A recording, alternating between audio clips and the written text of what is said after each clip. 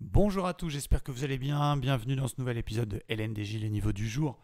Comme tous les jours sur ma chaîne, un petit point sur mes plans DAX, EDO et les niveaux que je surveille. Une fois n'est pas coutume, on va commencer par le Dow Jones.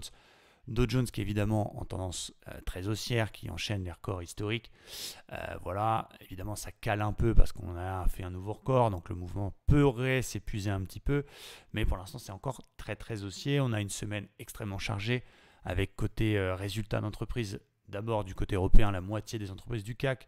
Ensuite, côté US, on a les GAFAM cette semaine. On a Google, on a Microsoft, on a Apple, on a Amazon, on a toute la famille, toute la clique qui publieront ces résultats. On a également la BCE jeudi. On a le PIB américain. Enfin, on a une semaine extrêmement chargée. Quel est mon plan sur le Dow Jones?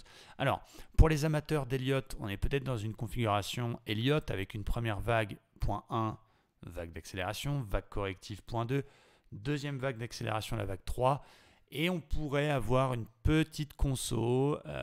Pourquoi? Parce que d'un côté, on a une divergence baissière qui n'est pas encore validée, mais on a une possible vague corrective Elliott à surveiller. On a aussi l'ancien record historique 350 qui est pour l'instant un niveau polarité qui était résistance plus support et un flux qui est quand même très haussier. Bon, quel est mon plan? Clairement, pour l'instant, je n'y touche pas. Si la diff se valide, il est probable que je la travaille, mais uniquement en cas de confirmation de la cassure des 350. Donc si 350 lâche, je tenterai une petite vente pour aller chercher les 800, l'ancien top, polarité, et là-dessus, peut-être un reverse à l'achat. Donc plan un peu gambling, cassure des 350, petit short, on va chercher 800, reverse à l'achat sur 800. Et tant qu'on est au-dessus de 350, je fais attention, mais je me permettrai peut-être de payer les petits replis intraday, type les petites baisses qu'on a en 1 minute, 5 minutes, avec des bulles haussières, parce que la tendance, elle est toujours haussière. Mais en étant prudent, parce qu'on a quand même une divergence baissière. Bon, on va donc surveiller ça, c'est mon plan du jour, il est un petit peu plus compliqué. Je vous ai mis des petits repères pour bien comprendre. Si on ne corrige pas et qu'on break les plus hauts, bah là je paye sans réfléchir. Si on corrige un peu mais qu'on sauve 350, 400, je peux me permettre d'essayer de payer les petits replis. Si par contre on continue à corriger légèrement et qu'en plus on casse 350, là je me permets de vendre pour aller chercher 800 et sur 800 je me ferai un reverse à l'achat. Donc le niveau à surveiller c'est 350 et puis les 620 qui est le plus haut précédent en 4 heures. Pour l'instant c'est très haussier en flux.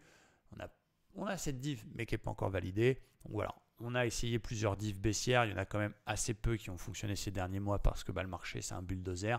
Donc voilà, j'attendrai une confirmation avant d'envoyer du lourd en short. Et donc, tant qu'on est au-dessus de 350, je me permettrai d'acheter les replis. J'espère que c'est clair pour vous du côté du Dow Jones. Du côté du DAX, eh bien, on a quand même réussi à passer cette résistance en rouge qui couvrait la consolidation. On a cassé, on est venu trop baquer quasiment au point près. On repart à la hausse. La semaine dernière, on s'est enfermé dans un range qu'on a réussi à sortir par le haut. On est en train de chatouiller les 61,8 de Fibo de toute la baisse. Donc, il est quand même très bien orienté. Je n'ai pas forcément envie de le shorter. En plus, on a un support oblique qui tient. Je vais attendre deux choses, mais surtout la cassure éventuelle du plus haut précédent des 15 600 points. C'est ce qui va décider d'un achat éventuel pour moi. Cassure des plus hauts précédents 15 600, je paye et je vais essayer de laisser couler jusqu'aux 16 000. Bien entendu, tout ça est conditionné aussi par les résultats des entreprises américaines, par les indices américains. Mais voilà, on n'a pas de signal de vente. Si malheureusement ça ne passe pas, on ne va pas casser les plus hauts, mais qu'on corrige, j'achèterai aussi, je surveillerai cette zone 15 400 points qui est un niveau qui a fait support et qui correspond justement aux 50% de Fibo de la vague précédente. Donc deux niveaux à surveiller. Repli 15 430, je paye sur signal. Cassure du plus haut précédent, je paye stop sous les plus bas 15 500. Je vais essayer d'aller viser les 16 000.